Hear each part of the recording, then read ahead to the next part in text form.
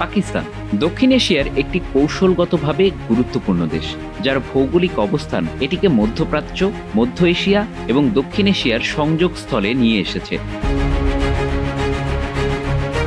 দেশটির উত্তরে চীন, পশ্চিমে আফগানিস্তান ও ইরান, পূর্বে ভারত এবং দক্ষিণে আরব সাগর অবস্থিত। রাজনৈতিকভাবে পাকিস্তান একটি পারমাণবিক শক্তিধর দেশ হলেও অভ্যন্তরীণ অস্থিরতা, দুর্বল অর্থনীতি এবং কূটনৈতিক সংকটের কারণে এটি ক্রমেই আন্তর্জাতিক অঙ্গনে চ্যালেঞ্জের মুখোমুখি হচ্ছে।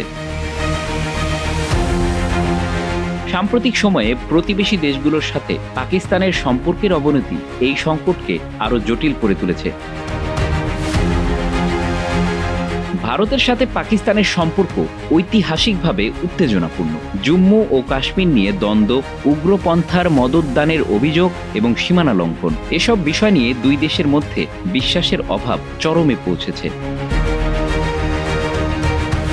2019 সালে ভারতীয় সংবিধানের 370 অনুচ্ছেদ বাতিলের পর থেকেই দুই দেশের মধ্যে রাজনৈতিক আলোচনা কার্যত বন্ধ।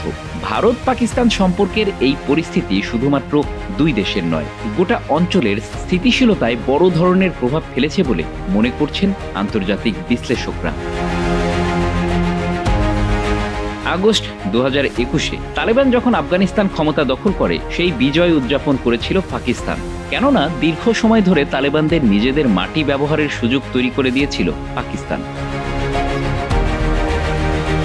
কিন্তু তালেবান সরকারের সাথে সেই বন্ধুত্ব বেশিদিন স্থায়ী হলো না। মাত্র 3 বছরের মাথায় গত ডিসেম্বরে দুই দেশ পাল্টাপাল্টি হামলা চালায়, যাতে অর্ধ শতাধিক সামরিক ও বেসামরিক ব্যক্তি নিহত হয়।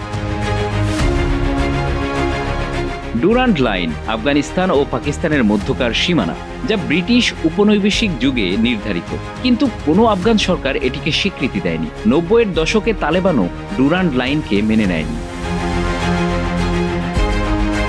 বর্তমানে তালেবান সরকারও পূর্বসূরিদের মতো একই অবস্থান বজায় রেখেছে। এই সীমানা পাখতুন জনগোষ্ঠীকে বিভক্ত করেছে, যা দুই দেশের মধ্যে একটি আবেগের কারণ হয়ে দাঁড়িয়েছে। এই সীমান্ত নিয়েই নতুন করে দ্বন্দ্বে জড়িয়েছে দেশ দুটি। পাশাপাশি আফগানিস্তানে তালিবানের উত্থানের পর উজ্জীবিত হয়েছে তেহরিকে তালেবান পাকিস্তান টিটিপিও। তারা পাকিস্তানের সেনাবাহিনী ও পুলিশের ওপর কয়েক দফায় সশস্ত্র হামলা চালিয়েছে, আর তাদের আশ্রয় দেওয়ার অভিযোগ আফগানিস্তানের বিরুদ্ধে। আরেক প্রতিবেশী ইরানের সাথে পাকিস্তানের সম্পর্ক ঐতিহাসিকভাবে স্থিতিশীল থাকলেও সাম্প্রতিক সময়ে সীমান্ত সমস্যা এবং নিরাপত্তাজনিত উদ্বেগ বেড়েছে।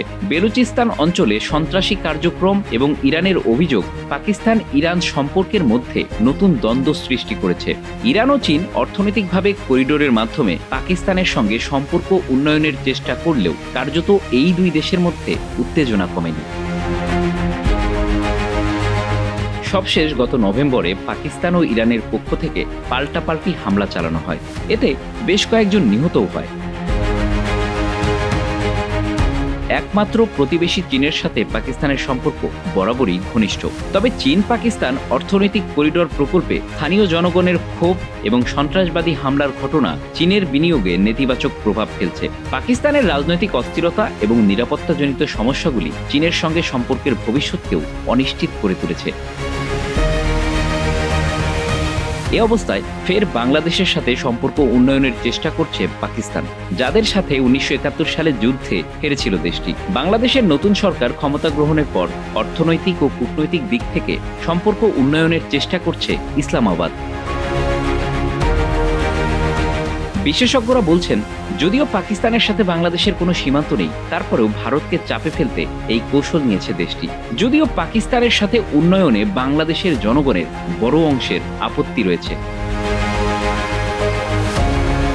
Bangla affairs news desk.